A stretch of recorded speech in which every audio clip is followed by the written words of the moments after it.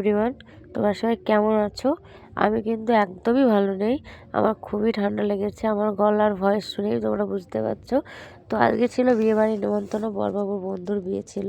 তাই প্রথমে চলে এলাম আমরা গিফটের দোকানে। এখানে অনেক ধরনের অনেক ডিজাইনের কাঁচের বাটিয়ারা দেখাচ্ছিল। তো বাট এখানে আমার কোনো কিছু পছন্দ হলো না। তো এই কাকু কিন্তু সব মাল কিন্তু দোকানে রাখে না, কিছু কিছু মাল আছে যেগুলো গোডাউনে থাকে। গোডাউনটা কিন্তু সামনেই, তাই কাকু বললো যে চলো তোমাদেরকে গোডাউনে নিয়ে যাই, ওখানে কিন্তু আরও ভালো ভালো জিনিস আছে আর একটু দামি হবে। তো আমরা বললাম যে চলো কাকু, দামের জন্য কোনো কিছু ম্যাটার করে না, তো পছন্দ হলেই কিন্তু আমরা নেব। তো কাকু বললো চলো তাহলে তোমাদেরকে গোডাউনে নিয়ে যাই, সেখানেই তোমাদেরকে দেখাবো, তোমাদের আশা করি পছন্দ হয়ে যাবে। তো সত্যি কথা বলতে এখানে এসে খুবই পছন্দ হয়েই গিয়েছিলো। তো এই বাটিগুলো দেখো কত সুন্দর, 12 পিস ছোটো ছোটো বাটি আছে আর মাঝে আছে দুটো বড় বাটি। কিন্তু আমার বড়বাবু এটা পছন্দ না করে এই ওপরেরটা পছন্দ করলো। এটা হটপট আছে, তার সাথে একটা আছে চামচ, আর বড় বড় বাটি আছে 6টি।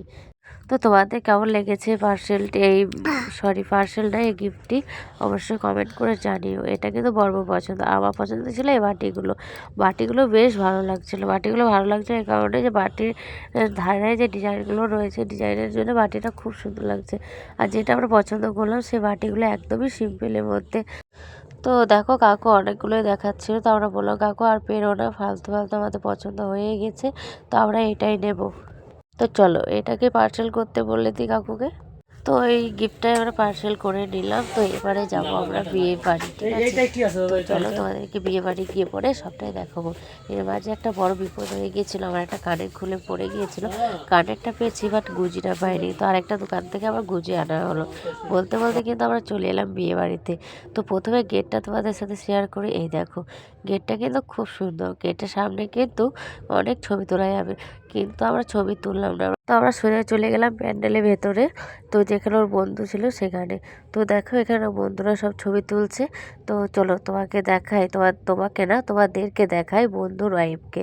সত্যি খুব সুন্দর সাজিয়েছিল বন্ধুর ওয়াইফটাকে, আর এত সুন্দর দেখতে লাগছিল, খুব সুন্দর দেখতে লাগে, খুব বিউটিফুল লাগছিল। দেখো কি সুন্দর মানিয়েছে, তাই না? ওদেরকে ভিডিওটি দেখলে কিন্তু হবে না, এদেরকে কিন্তু আশীর্বাদ করবে, কারণ এরা নতুন জীবন শুরু করছে, ওদের চলার পথ যেন খুব সুন্দর হয়।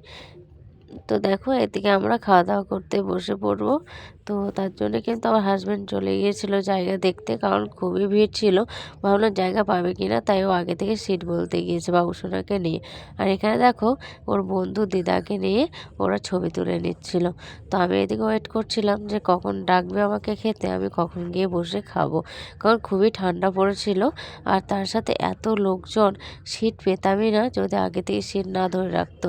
তো এখানে দেখো আমরা বসে পড়েছি অলরেডি, তো এখনও কিন্তু পাতা ওঠায়নি।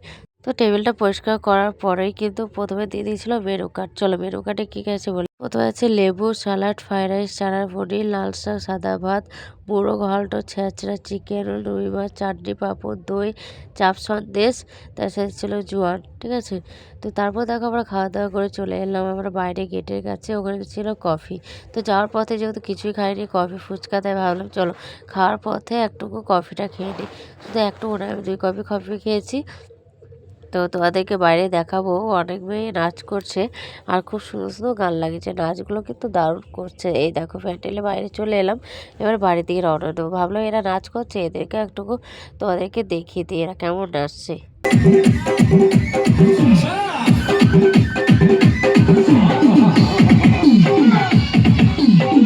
দেখো ওরা নাচ করছিল, সম্পূর্ণ ভিডিও তুলতে পারিনি, অনেকে হয়তো চায় না যে সোশ্যাল মিডিয়ায় আমাদেরকে দেখাক, তার জন্য আমি অল্প ভিডিও নিয়েছি ওদের।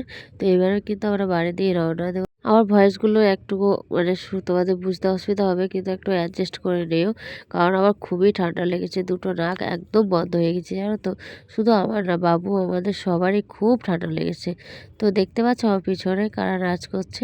তো চলো তোমরা দেখে নাও যদি না বুঝতে পারো। বলতে বলতে কিন্তু বাড়ি চলে এলাম। দেখো বাড়িতে বসে পড়ে আমার শাশুড়ি মাকে বলছিলাম কী কী মেনু দিয়েছে। তো চলো বন্ধুরা, টাটা।